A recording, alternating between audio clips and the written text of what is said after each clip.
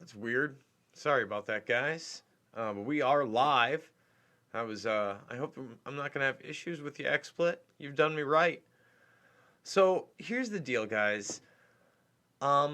A lot of people think that this idea of a fake news media is something new to the Trump administration, or that if you question the media, then you're a Trump supporter, is really just one of those things that pisses me off, because the media has been shilling for billionaires and, again, unaccountable corporate entities, whatever you want to call them, the quote-unquote New World Order, globalization, the dumbing down of the public, a number of things.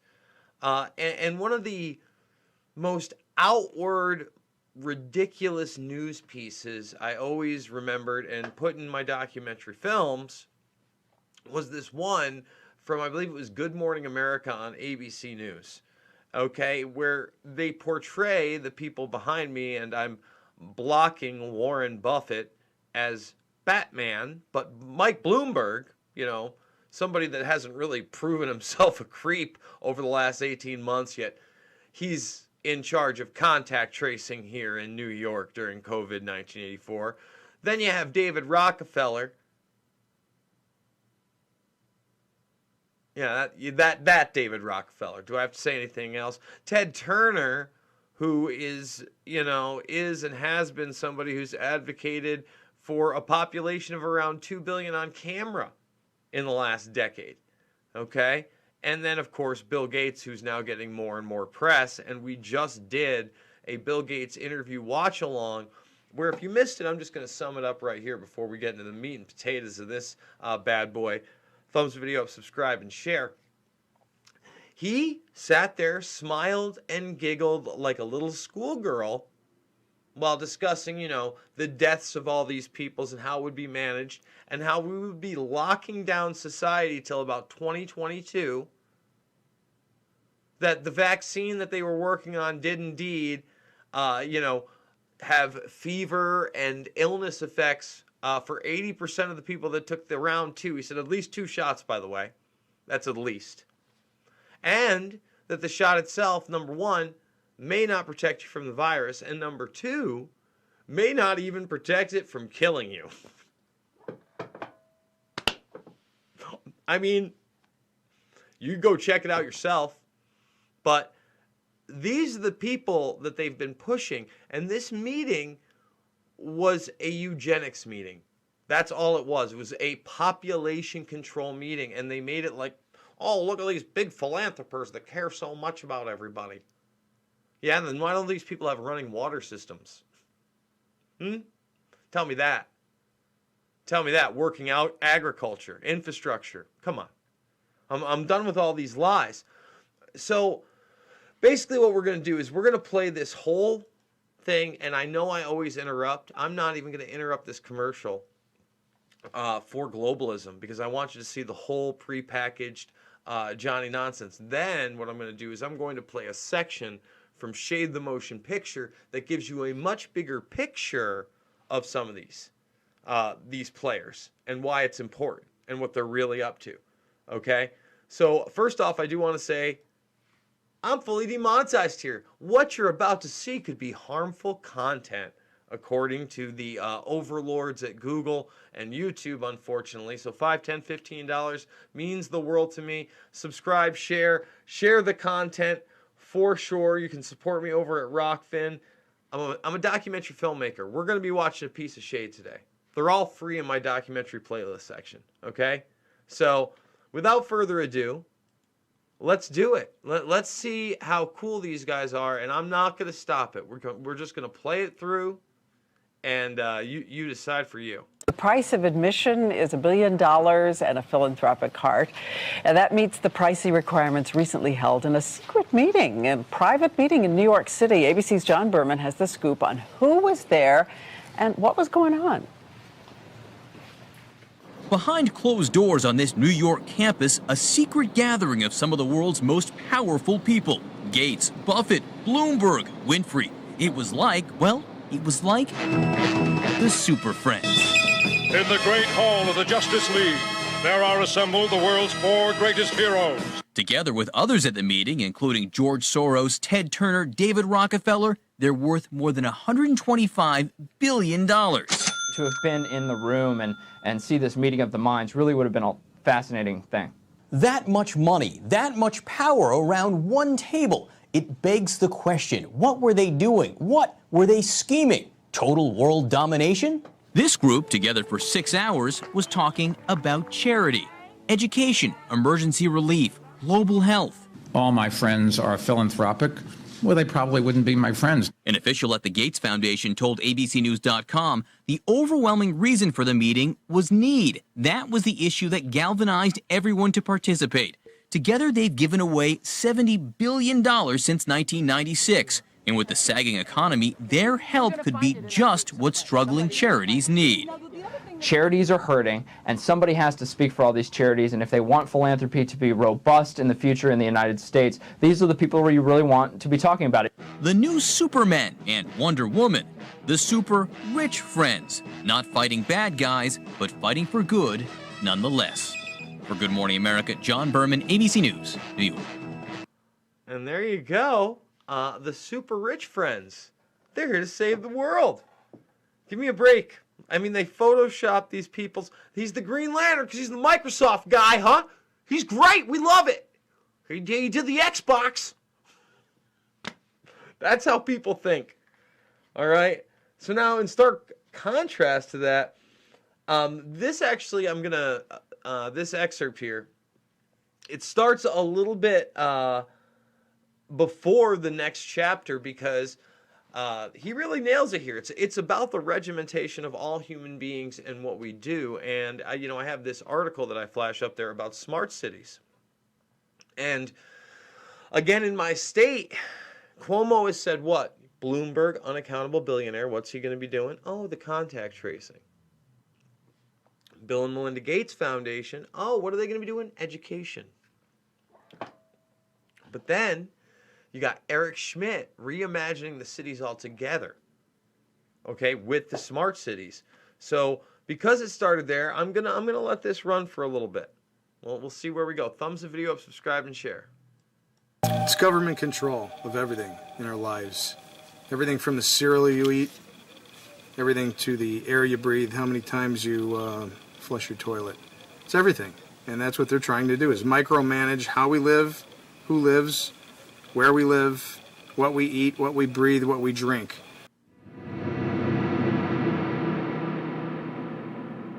At one of the speeches that Bill Gates gave during the TED conference, he put a rather alarming equation up on the board. Essentially, this equation called for massive population control, without actually saying it. You see, carbon dioxide was part of the equation, and people were part of the equation. So let's look at each one of these and see how we can get this down to zero. Probably one of these numbers is going to have to get pretty near to zero.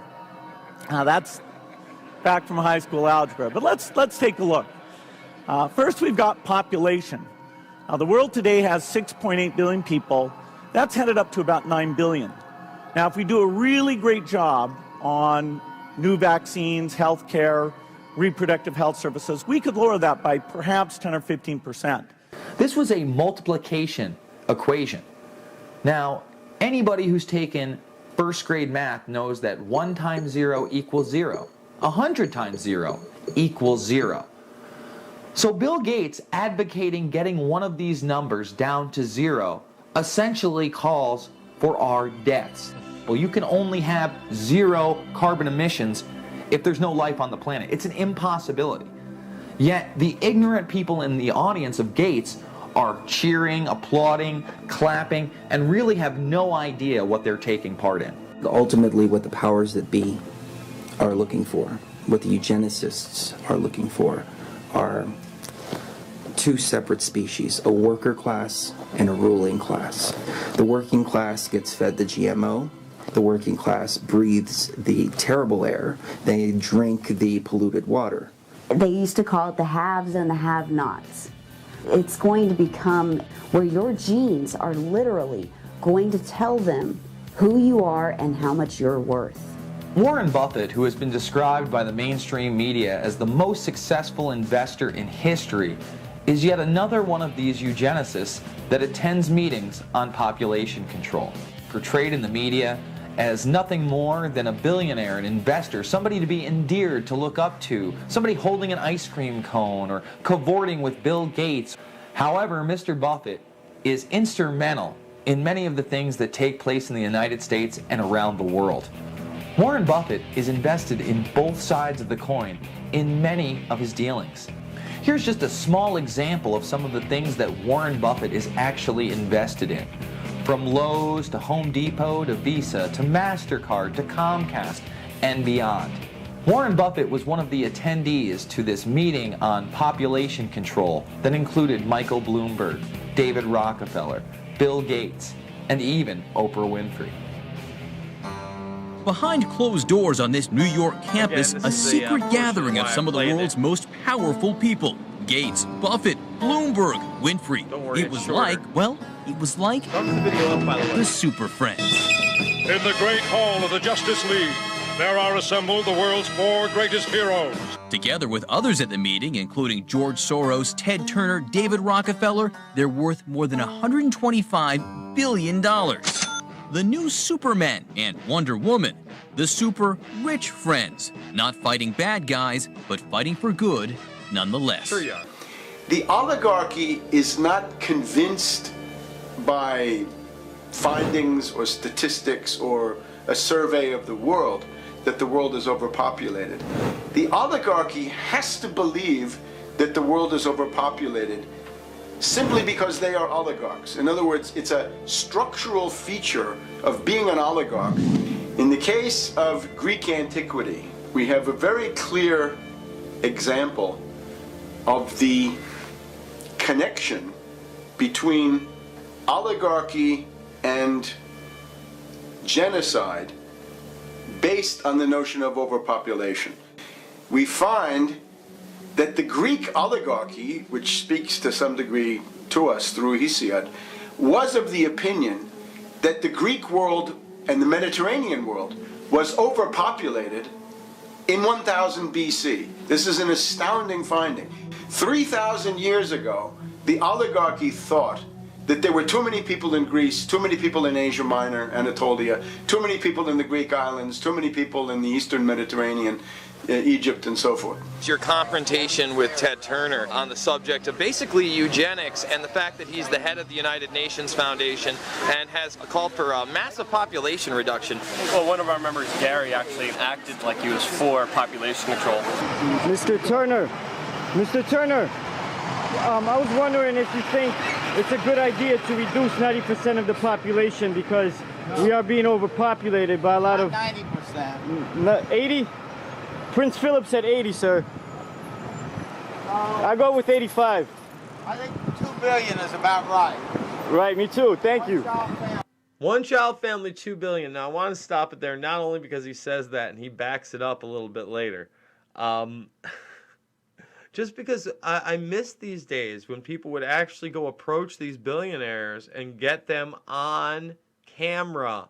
Okay, on camera. Instead, now we're too worried about like tearing each other apart and identity politics. Guys, it was a population control meeting. And you just saw, I played the entire mainstream clip before and they were like, are they planning to rule the world? Chuckle, chuckle, chuckle. No, of course not. They're the greatest thing since sliced bread or whatever slave mask or, well, who knows? Whatever they tell you eventually. But there's a little bit more in here I'm going to play, and then I'm going to clip it off. But the whole thing, again, free in the documentary playlist section. Thumbs this video up, subscribe, and share. Exactly. One-child policy. We're now at 7 billion, which means getting rid of 5 billion people. And he called for a one-child policy for the next 100 years. So it's pretty scary and pretty ridiculous that he's actually calling for such inhumane eugenics operations when he is actually the U.S. largest landowner and actually has 5 kids himself. And that's what we asked him. How can you call for a world population reduction when you are the biggest landowner in America and have 5 kids? And he really didn't like that. And I said in 1996, you were quoted as saying that the world should be reduced by 95% ideally. World population? World population, correct. For that. I believe in stabilizing the population, but I might have said that. I don't know. 96 was a long time ago. Yes, it was, sir. But you are the nation's largest private landowner. So wouldn't that be a contradiction? Acres are concerned, not value. A lot of desert in there. Yeah, but if the world is too populated, and you are the U.S.'s largest landowner, isn't that a contradiction to want the world to be depopulated by 95%? No, because I have 50,000 bison on that land. I bought it so we could bring back the bison. They were at the verge of extinction. But sir, what's more important, the human race or the human race or bison? The oldest oligarchical trick in the book is to try to blur the line between humans and beasts, humans and animals. And one of the favorite themes of oligarchical sculptures and things like this is to have creatures that are part human, part animal. The overpopulation seems to grow out of the quest of the oligarch to find a way to define other people as subhuman or non-human. The oligarch attempts to say that the common run of mankind, the average person, Joe Sixpack, is really an animal. But the oligarch, the people of wealth and family and whatever other criteria that they may want to drag out, these are inherently superior. At the basis of it all is this colossal increase in the human population. It's one of the living species of the planet, but it's reaching plague proportions.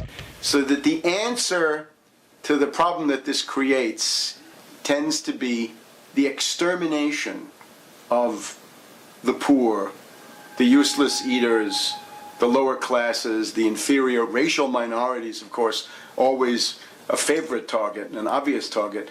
The problem isn't overpopulation. The problem is the population is being poisoned. GMOs were introduced into the food. All right, we'll stop it there. But, I mean, again, these people have always wanted less people. They've always controlled information. They've always had a media that, again, Bloomberg's a good guy. Bloomberg.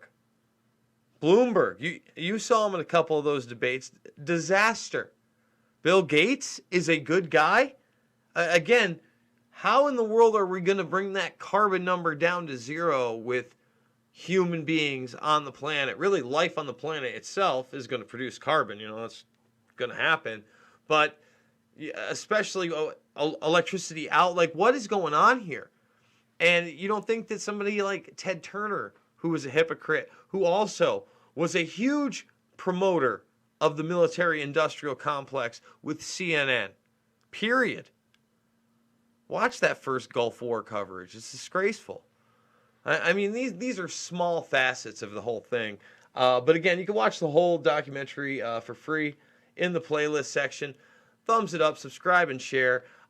Look, if you watched that Bill Gates interview, not just the clips, the whole thing, and you did the watch along or you watched it another way, you'll understand we're in some shit right now.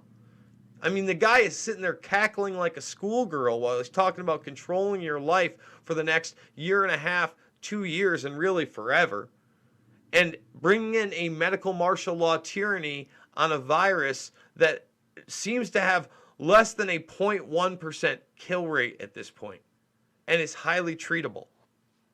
That's all I'm saying. So once again, we're Harmful Content. Thumbs the video up, subscribe, and share if you can. $5, $10, $15. Big donors means the world to me. All the documentary films are free. If you check out Shade, check out Invisible Empire as well.